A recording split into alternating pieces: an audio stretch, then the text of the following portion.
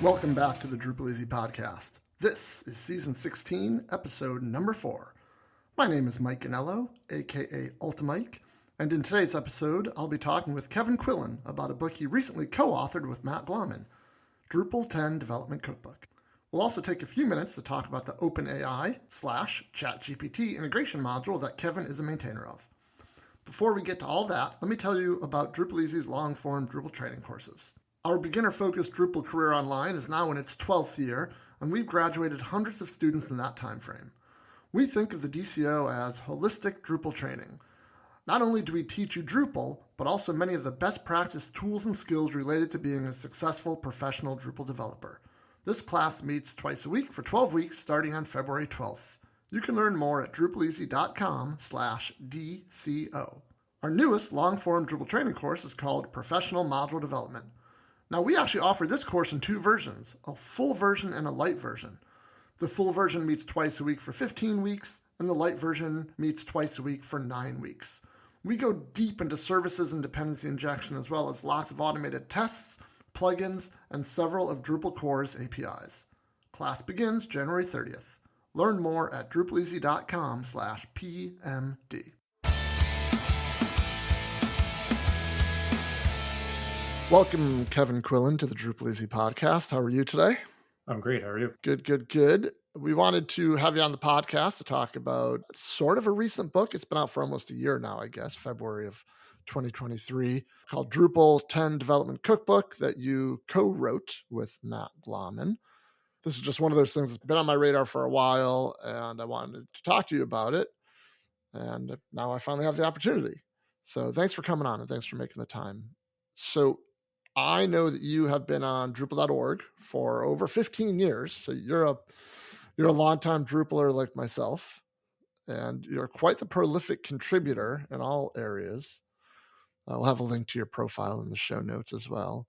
You're also, I have principal developer / principal Drupal practice lead at Velir. Did I say Velir correctly? Yes, you're correct.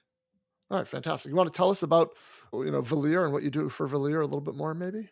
Sure. Velir is a full-service digital agency. We're based out of Boston, Massachusetts. We primarily deal with nonprofits, higher ed, healthcare industry, and various other clients. I've been with them almost 10 years now. Wow. But as you mentioned, I've been working with Drupal since version 5, a very long time now. How'd you get into Drupal in the first place? What's your Drupal origin story? That's, another long conversation. I'll try to keep it short, but way back in the day, in a different lifetime, we were building in the mid 2000s proprietary software with Cold Fusion. If anyone remembers the language Cold Fusion, we had a CMS and a commerce application and a CRM application. And over time, it just got harder and harder to, maintain the code base with a small amount of staff as we gained more clients and gain more projects, and trying to do and develop the product as supporting at the same time was really difficult. And I think it was like 2006, maybe. Open source platforms were kind of a new thing. It wasn't really a known thing like it is today. So I think there was one weekend where I had to sit down and build a feature it's been common in systems like Drupal for many years. I just kind of took a look out there and thought, has anybody solved this problem before? I think we're really trying to build a menu or something very, very trivial. And started thinking, well, what if we just shifted our efforts to an established platform that has a community, again, a very new idea at the time, to take kind of the burden off of us from doing basically building the same feature and the same task on every single project that was hard to maintain. It was just slightly different. So every single project you had to have context over the project and who worked on it and who developed it. And the code was just different. It was crazy. So we spent a month kind of trialing the idea of, can we build a site in Drupal? We didn't know anything about Drupal. We didn't know anything about PHP or the Linux hosting, et cetera, because it's all Cold Fusion and Java. And made the transition. And one of our very first Drupal projects was for the Dogfish Head Craft Brewery, which is a local, well, at the time it was a local brewery here. And now they're very well known nationally. They were built on Drupal 5 and then quickly redone on Drupal 6 because the upgrade was very simple back then. And then at that point, we started just getting rid of Cold Fusion very, very rapidly because the productivity gains in using an established system like Drupal were very, very clear. We didn't have to redo someone had to come in and be an expert in a WYSIWYG to know how to implement that or how to implement content types was basically the big selling point for me. Seeing how easy it was with CCK and a system to go through and point and click and create your content model and add your fields was it in 2006 was mind blowing. And it's still a killer feature of Drupal today. How easy it is to do that without writing any code. That just kickstarted the whole thing. And I've been inside of Drupal ever since. Yeah, your origin story is not all that different from mine, and not all that different from a lot of other folks that we've interviewed on the podcast over the years that kind of joined the community in the Drupal 4, Drupal 5, Drupal 6 days. It's just we were all, building custom content management systems over and over and over again for our clients, and until we had enough, and eventually found Drupal. How did you find your way to writing a book? So I've been approached in the past by Pact Publishing over the years, and I never really I didn't have the time to kind of dedicate to that, but it was always something on my list of life goals to do, at least write a book. I certainly put out plenty of blog articles over the years. That when they came to me, I think last year, somewhere in the summer, they asked if I wanted to participate in helping complete this Drupal 10 book. And when I asked them who the co-author was, and they said Matt Glamma, and I said, I'm 100%, I'm in. Matt's, of course, a legend in the community, and he puts out very, very well written, very thoughtful pieces and great contribution work. So I wanted to be a part of that in any way that I could. And I thought that'd be a great first step. I wouldn't have to, produce an entire book. I can do just the half of it, be a good starting point for me to step into that. Because the timeline was very tight. So I figured, I could probably do the required amount of content in the dates that they had given me, as opposed to writing the full thing by that point. So I said, I'll do it. And it was a great opportunity. What was the state of the book when you joined the project? Were just chapters missing, or were you what was the? Yeah, so Matt it's a continuation of the previous Drupal cookbooks, but of course a lot has changed since 8 and even in some ways 9 to produce this new book. So a majority of the chapters were there, but we had to redo some of the initial ones and then replace kind of the latter ones with all new stuff. That's all new in Drupal 10 and some different topics. So he had rewritten and updated all the parts for the beginning of the book on those initial topics and refreshed it for 10, and then I stepped in to finish the last half of the book. I think there were some obligations going on. That's why I came in to kind of help out there. So that the chapters were already pre-selected. Fortunately, the chapters that I was doing, it's something we do on every single project. So that was another benefit to me of first time writing a book. It happens to be content I was very, very, very well familiar with and able to produce that pretty quickly. Yeah, I found, having that confidence when you're just getting something rolling is super important. How about the pattern of the book is, it's not like, I don't say it's not like a lot of other programming books, but it has an overriding structure. Like every section has a cookbook style structure of, getting ready. How do you actually do it? How does it work? Then going a little bit deeper. I think that was in there's a there's more section. Did you find it difficult to kind of adhere to that structure? Maybe at first it was a different approach to writing for me. I don't, of course, write blog articles like that for Lear or my own site. And for me, growing up, I've been around the block long enough that the gold standard in any technical manual for me was always the O'Reilly programming books on any subject that he ever produced. So that was my mindset going into it, and I had to kind of take a couple steps back and find ways of fitting in the things you want to say into this framework, which is consistent through the book. So I had to take a step back and say, okay, for these chapters, I need to think back through actual projects that we have done and think of a problem scenario and then set that up for the reader. Because the other thing that I've learned from all those technical books of the past is, for me anyway, I learn better when the example is a real world problem, a scenario to attack, and not just kind of a generic scenario. So the chapters on migration, or especially the chapters about approaching testing or multilingual content, putting that kind of real world framing on it, I think tracks better with people who may be encountering the same things on their projects. So one thing I thought was interesting, the word development is right in the title, but this isn't a book that's only for developers by any stretch, because there's a lot of site building, there's a lot of contributed module configuration stuff in there. Was that the plan all along? Is the title just, Drupal development, within the community? I think a lot of times when folks say that they're a developer, they're talking about coding as opposed to site building.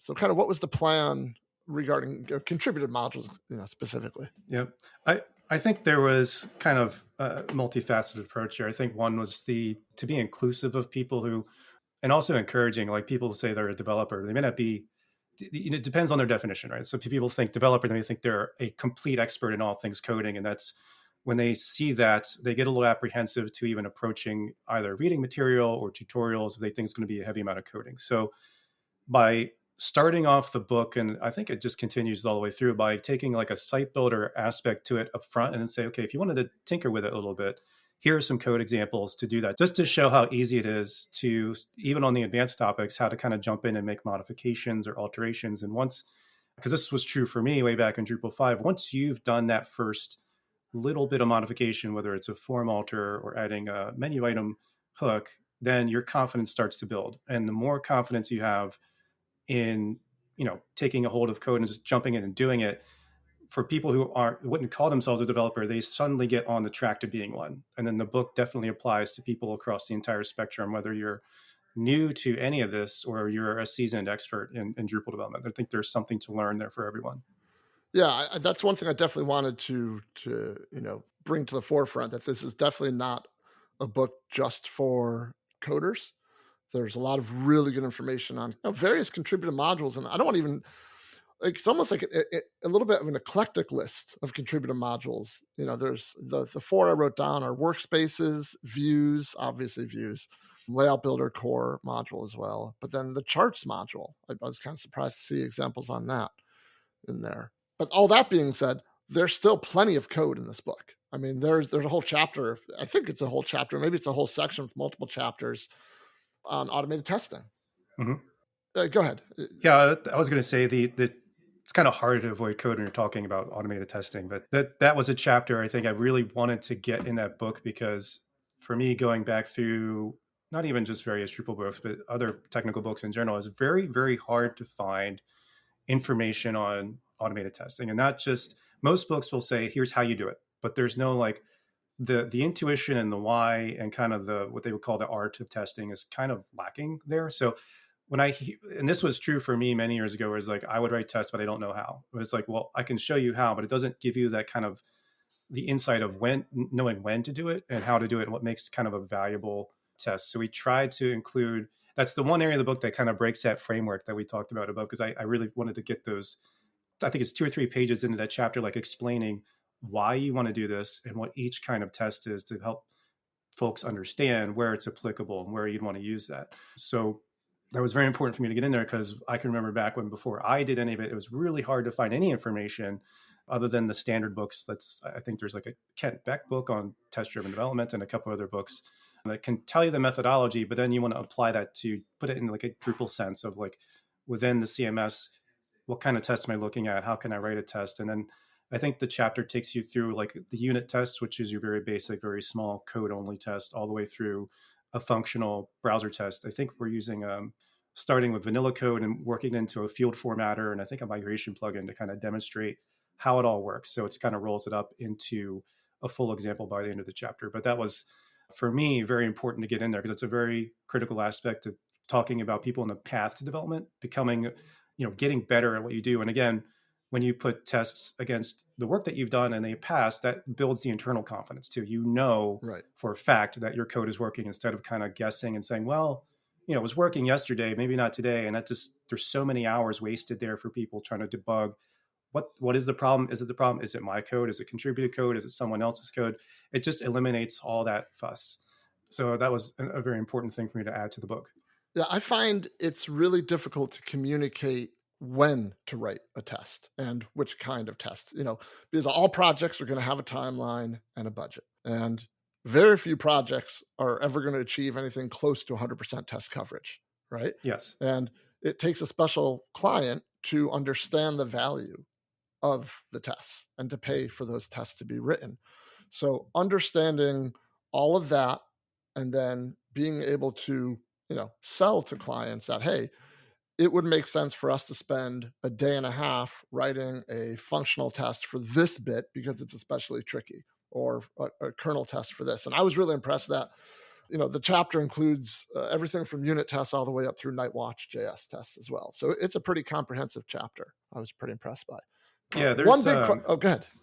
I was gonna, it just, we're from the same area of thought, where back in the day it was, if it wasn't 100% test coverage, then you didn't have test coverage at all. That's for core, that's a very good principle to follow. But on the day-to-day projects that we do, my mantra is more like, well, what's the critical path here? What parts of the code are mission critical to this application? The superficial items, we don't need to spend a ton of time like fretting over writing automated tests for. But if you're writing like single sign-on that has custom behaviors after someone is logged in, or you're working with cookies and any things that take QA personnel a very long time to do manually, and you have to do it every single deployment, every single regression. That's like when you start to see, okay, here's where the value lies for this test. And over here, maybe we don't need to do this right now. We can do this later, but absolutely want to do this up front, because the more code you add over time, if it's the less tests you have, the harder it gets to go back through and figure out where the problems are.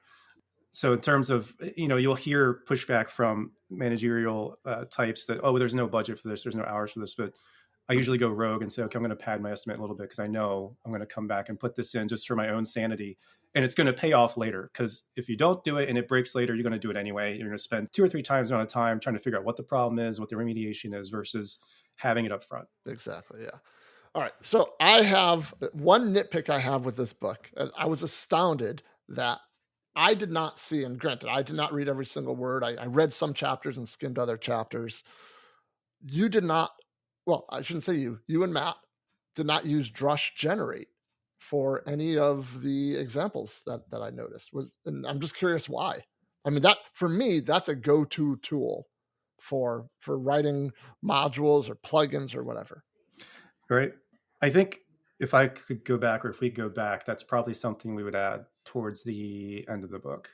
The structure of the chapters, we didn't really have a ton of flexibility in. We couldn't really add additional sections. But from my perspective, initially, the goal in the way that I learned, how to transition into Drupal 8 was I did all the code. Like I knew Drush Generate existed. I knew Drupal console existed, but I didn't want to kind of generate and then not understand how a controller works, or how the new entity definition codes work, or how to define a field formatter. So if we could go back and add that to the end of the book, like, okay, now that you know all these things, here are tools that can accelerate you through once you understand how these things are constructed. I just think we just ran out of time and didn't have enough leeway with the publisher to like, we need to add this and add that and add the other, because they were sticking to a schedule. But yeah, generally, especially in the age of like artificial intelligence and people generating code, my only advice there is to, if you don't know it, try to do it hands-on first. And then once you have a good grasp of how it works, and it's all wired together, then come back through to Drush Generate and all the generational tools, because you'll know by looking at it that it's correct or not. Yeah, I have a very similar spiel talking about Git. I'm like, don't worry about using a GUI with Git. Learn Git on the command line first, understand what it's doing, and then move on to a pretty interface if you want. So there's an entire chapter on working with custom entities written in code.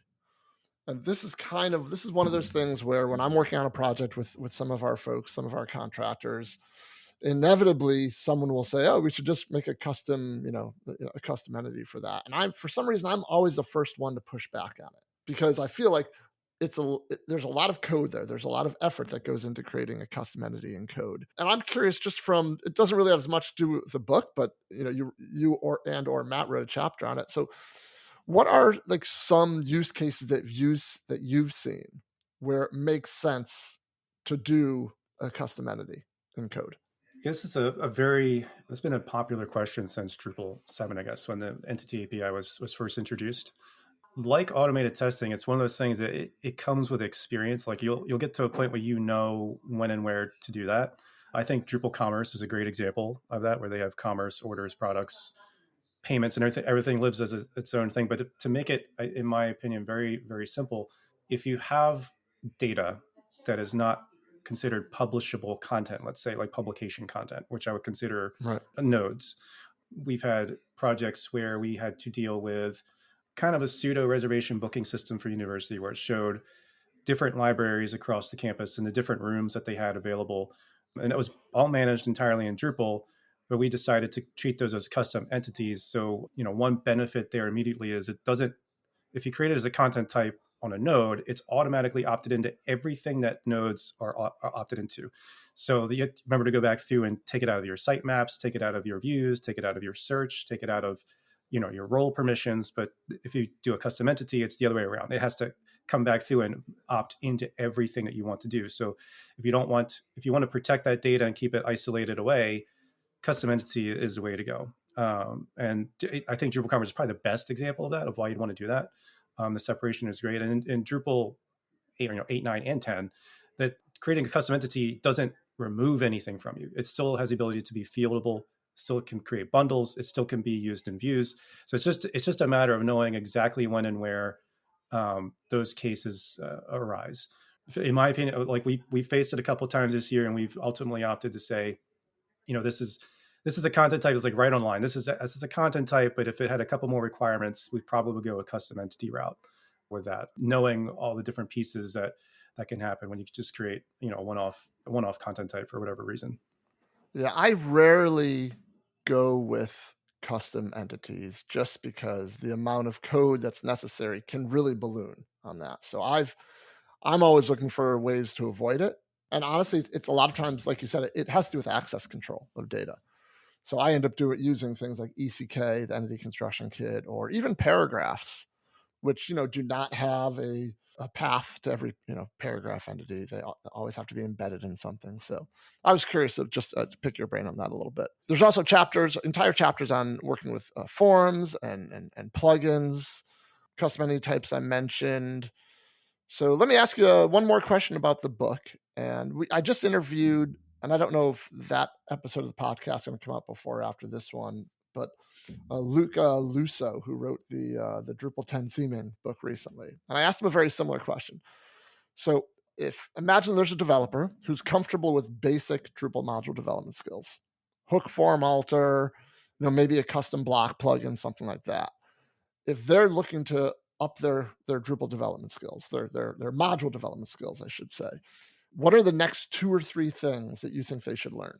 Like, where should they focus their time once they kind of know the absolute, maybe they know routes and controllers and stuff as well? I think there's probably 2 paths there, depending on the interests of that individual. One, of course, if you're trying to become, up your skills across the board, becoming a core contributor is a way to do that. Whether it's beginner to expert is one way to get, because you get exposed to so many different kinds of problems that you wouldn't maybe not see on a normal day-to-day project. That's a big first step, though. That's a big first, you wouldn't recommend maybe a well-used or well-maintained contrib module. That's the second pass. So it's clearly easier to also get started on the contributed side of things. Pick a module that you like, or find one that may need a little bit of updates, and start chipping in on whatever it needs. That's the second path is the one I chose way back when, because you just start working with code. You get to experience you get exposure to people in the community and working together with people and finding the best path forward for that. And when it all comes together and it works, it's a great feeling. Whether or not using it on a production project, could just be something you do on the side. It's the point is, the more code that you write and the more documentation that you write and the more people that you work with, it's all experience in the end. You don't have to wait for the project to come in the door first before you start to work on it. See, that's an answer I didn't expect. I kind of expected that you would suggest, like, learn how to use PHP Stan, or learn like how to create a custom form in Drupal or something like that. But you went kind of the route of, it's almost a more holistic approach.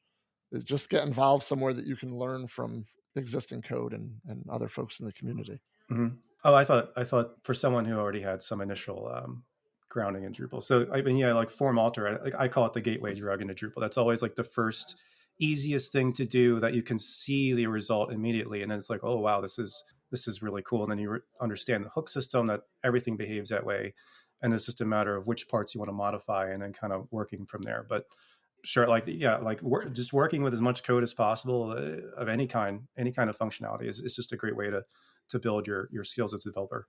No, I liked your answer, though, because if you can get involved in an issue queue in a community project, you're going to learn. You're going to learn a lot, right? There's going to be issues there that you're going to have to dig into, and maybe they weren't written well, so you're going to have to try and figure out what they're talking about and maybe reproduce an error, and you're going to be learning no matter what. So basically, exposing yourself to things you don't, whether it's Drupal or PHP or not, just get involved in different technologies. Yep. Like I like to dabble in my limited free time in Go and Rust and try to contribute to DDev and just different projects to just try to have either a voice or impact on those different things and learn at the same time. So you do reach a point where you can't really go too farther. You've hit that kind of plateau, and then it's time to look around at different technologies. And then even sometimes you can find ideas and skills that you didn't know about in those different platforms and then bring them back into Drupal, which I think we've seen with 8, 9, and 10. Sure. Yeah, absolutely. So you mentioned Drush Generate was something that if you had more time, you might want to go back in time and sneak stuff in. Was there anything else any other topics that, were kind of on the radar that you didn't have time to get in? Oh, there's two. For the testing chapter, I wanted to do I could do another 20 or 30 pages with Drupal test traits as like the icing on the cake of. Okay. All right. I don't know if people haven't used it. It's a way to do functional browser testing using the existing database. You don't have to like kind of scaffold out all the mock data and all the modules. It uses the database in place to run a test. Was a lifesaver for me on a project last year where it was a real crunch, and I didn't have time to go through and like I needed tests, but I didn't have time to go through and scaffold out the functional browser requirements because it's a pretty hefty site. But you put Drupal test traits in, it's the same process. It uses Selenium and Chrome. It's a headless browser orchestrator, and it goes through the test just like it would for a normal functional test. It's a phenomenal tool. I think Moshe Weitzman, of course, is another legend in the community behind that and behind Drush and other great projects. I could write so much about that because it's another, I think, if I had to do it again, because it's like, if you don't understand testing, if you pick that first and you set it up, it's kind of easier to see what's happening because you don't have to deal with the scaffolding code part of writing tests, which a lot of people get hung up on. You can just kind of get in and start poking around and say, oh, I can use PHP to control browser. Yeah, that could be 80% of your test. Yeah. Yeah. End-to-end test. Yeah. Yeah. And the other thing is, if we could do it again, knowing what I know now, I do an entire chapter on the ECA module, the event condition action module at probably near the end to bring it all together because it incorporates everything that you may have done as a developer or maybe as a site builder for plugins and integrations and actions and rules and everything like that. Yeah, that's great that you mentioned that. It's a great module. I'm definitely using it on most of my site builds these days. All right, so let's switch gears real quick. I have a couple minutes left with you. You are one of the maintainers, the main maintainer of the OpenAI ChatGPT integration module, correct? Yes. So for those listeners who haven't played with it yet, it basically integrates pretty well with Drupal on an entity, add edit pages where it can suggest tags or summary or title. So I don't know if you've been working on it lately, but kind of what's as fast as AI is moving these days, do you have any plans for that module evolving in the short term? Yeah, we recently gave a demonstration of this module at Acquia Engage 2 weeks ago up in Boston. And the response to this module has been well beyond what I ever expected. This really just started as I was just curious of what is ChatGPT and is there anything to this and what would it look like in a CMS? And it kind of it took off out of nowhere. So AI is moving so fast. It's probably faster than the JavaScript ecosystem, if I can make a tiny joke there. It's really, really difficult to keep up with what's changing every day and the startups that are coming and going to know where it has legs, right? So we've tried to focus just from a content manager's perspective in Drupal, like where would that benefit them the most? And if you're familiar with the module, everyone loves the CK editor integration because it's like plugged right in, right? And kind of maybe the best demonstration of, oh, look, there's stuff happening on the screen, and I can go to a field and say, what's the SEO version of this, a better SEO version of this, or is this too graphic for different audiences? Or it'll tell you all kinds of things that really just started as a proof of concept that people are using in production today. But earlier this month, we released the final three endpoints, really, speech to text. You can upload an audio file or a video, and it'll give you a transcript of that file. It'll also transcribe that file into different languages if you wanted to. Yep. And the text to speech obviously is the reverse. You can upload a text document, and it'll give you an audio file spoken back by AI of that content. And then we integrated the DALL-E endpoint, which is the image generation endpoint with OpenAI as a screen in Drupal. And then once I got to that point, we also gave me the opportunity to create like an internal API wrapper on top of the OpenAI client wrapper. And then we could step back and we made an integration with ECA. That was the last release we did. So yeah, that's the one I actually wanted to bring up. Yeah. so you can go through and create an ECA model, and then there's a couple of actions in there for interacting with ChatGPT, like the completions, the chats, the text to speech and speech to text. And we're working on the moderation, content moderation as a condition, which I'm going back and forth with Jurgen on how to best do that and implement other things as we go along. So that's kind of like how we're going to, or how I would see we democratize access to AI. Because right now, the only people that can really interface with it are developers, or if you use the ChatGPT site. But once it's in ECA, then we don't have to write all the code to facilitate the myriad of ways people would want to integrate AI with this. We just give them the power to create the workflow themselves. As long as the API wrapper works great, then it's kind of, the sky's the limit. Yeah, it's amazing. I mean, we could do a whole podcast episode on that, but I didn't want to let that go before I let you go. So I do appreciate the update on that. So Kevin, thank you very much for your time today. I appreciate it. I hope everyone has a chance to check out the Drupal 10 Development Cookbook. The link will be in the show notes. And yeah, thank you very much for your time, Kevin. Thank you for having me. Thanks for listening to the DrupalEasy podcast. Don't forget to check out all of our long-form Drupal training courses at DrupalEasy.com and stay tuned for the next episode of the DrupalEasy podcast. See ya!